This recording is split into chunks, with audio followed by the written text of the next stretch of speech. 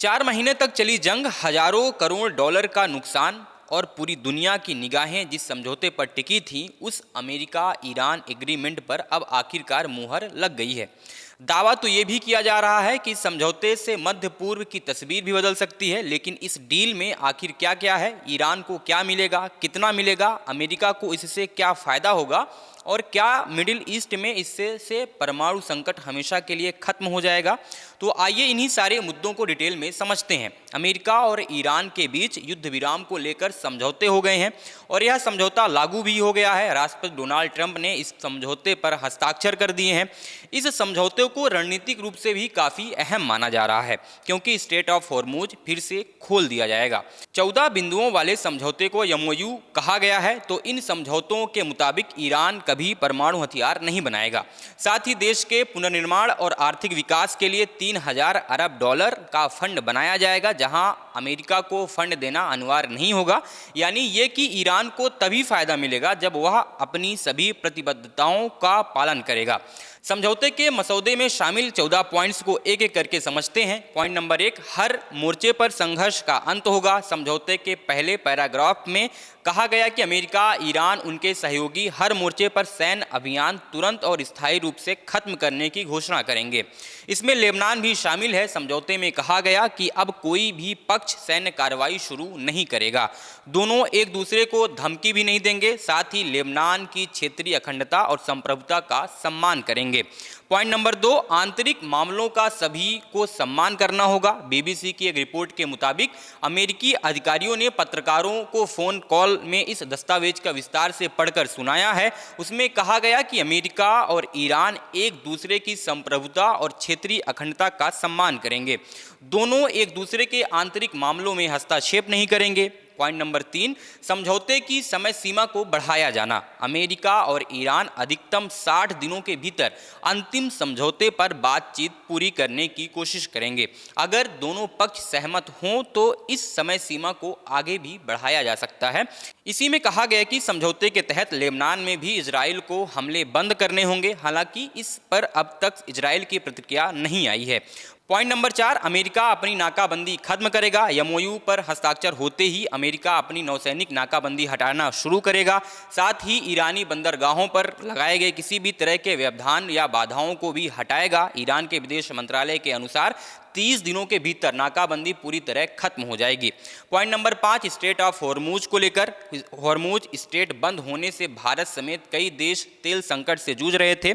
समझौते में कहा गया है कि एमओयू पर हस्ताक्षर होते ही ईरान अपनी पूरी कोशिश करेगा कि हॉर्मुज स्ट्रेट से व्यापारिक जहाज सुरक्षित रूप से जा सकें।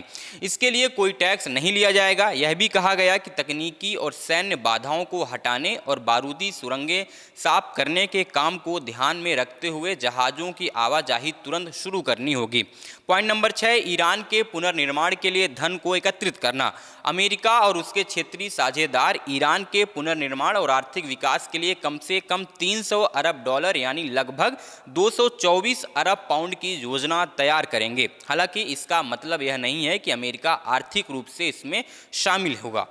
पॉइंट नंबर 7, सभी तरह के प्रतिबंध खत्म होंगे। अमेरिका ईरान पर लगे सभी आर्थिक प्रतिबंध समाप्त करेगा। इसमें संयुक्त राष्ट्र सुरक्षा परिषद के प्रस्तावों के तहत लगाए गए प्रतिबंध और अमेरिका के लगाए गए एकतरफा प्रतिबंध भी शामिल हैं।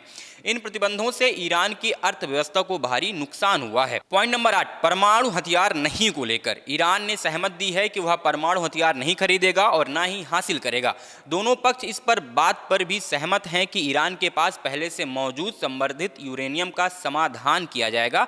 हालांकि यह कैसे होगा अभी यह स्पष्ट नहीं है। पॉइंट नंबर 9, लेबनान समेत सभी मोर्चों पर संघर्ष खत्म करना होगा। अमेरिका, ईरान और उनके सहयोगी देशों के बीच सभी मोर्चों पर सैन्य कार्रवाई तुरंत और स्थायी रूप से बंद की जाएगी। इसमें लेबनान भी शामिल है। अमेरिका के लिए यह मुद्दा इसलिए अहम है क्योंकि ट्रंप को चिंता थी कि हिजबुल्लाह के खिलाफ इजराइल को सैन्य कार्रवाई के पीस डील को कमजोर कर सकती है। पॉइंट नंबर 10, दोनों पक्ष मौजूदा स्थिति में बदलाव नहीं करेंगे। समझौते में कहा गया है कि जब तक अमेरिका और ईरान के बीच अंतिम समझौता नहीं हो जाता तब तक दोनों देशों के पक्ष मौजूदा स्थिति में कोई बड़ा बदलाव नहीं करेंगे। इसका मतलब है कि ईरान अपने परमाणु कार्यक्रम को अभी जिस स्तर पर चला रहा है उससे आगे नहीं बढ़ाएगा। पॉइंट नंबर 11, दोनों देश मिलकर अपनी निगरानी व्यवस्था बनाएंगे। अमेरिका और ईरान मिलकर एक विशेष निगरानी व्यवस्था बनाएंगे जो यह देखेगी कि एमओयू को सभी शर्तों का सही तरीके से पालन हो रहा है या नहीं। पॉइंट नंबर 12, तुरंत सभी मुद्दों पर बातचीत शुरू नहीं होगी। दोनों देशों को समझौते के कुछ अहम बिंदुओं को लागू करना होगा। इनमें युद्ध विराम बनाए रखना, हॉर्मुज को खोलना, नौसैनिक नाकेबंदी हटाना, तेल निर्यात पर राहत देना और ईरान की फ्रीज संपत्तियों तक पहुंच बहाल करना जैसे कदम शामिल हैं। पॉइंट नंबर 13, ईरानी तेल के निर्यात पर छूट। समझौते के बाद अमेरिकी ईरानी तेल के निर्यात पर राहत देना शुरू कर देगा। इसके लिए अमेरिकी वित्त मंत्रालय जरूरी छूट और मंजूरियां जारी करेगा ताकि ईरान अपना तेल अंतर्राष्ट्रीय बाजार में बेच सके। यह राहत सिर्फ तेल बेचने तक सीमित नहीं होगी, इसमें बैंकिंग लेन देन, बीमा, जहाजरानी, माल ढुलाई और अन्य वित्तीय सेवाओं से जुड़ी बाधाओं को भी कम किया जाएगा।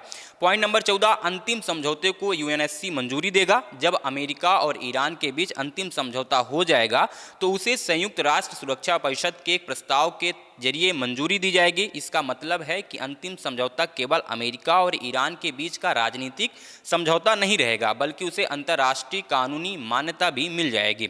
तो कुल मिलाकर अमेरिका और ईरान के बीच हुआ यह समझौता सिर्फ युद्ध विराम तक सीमित नहीं है बल्कि इसमें परमाणु कार्यक्रम, आर्थिक प्रतिबंध, हॉर्मुज स्ट्रेट और क्षेत्रीय सुरक्षा जैसे कई बड़े मुद्दों को शामिल किया गया है।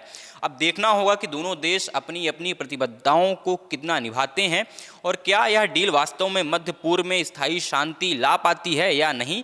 आपको ये वीडियो कैसा लगा हमें कमेंट बॉक्स में ज़रूर बताइएगा और अगर आपने हमारे चैनल को लाइक और सब्सक्राइब नहीं किया है तो ज़रूर कर लीजिए।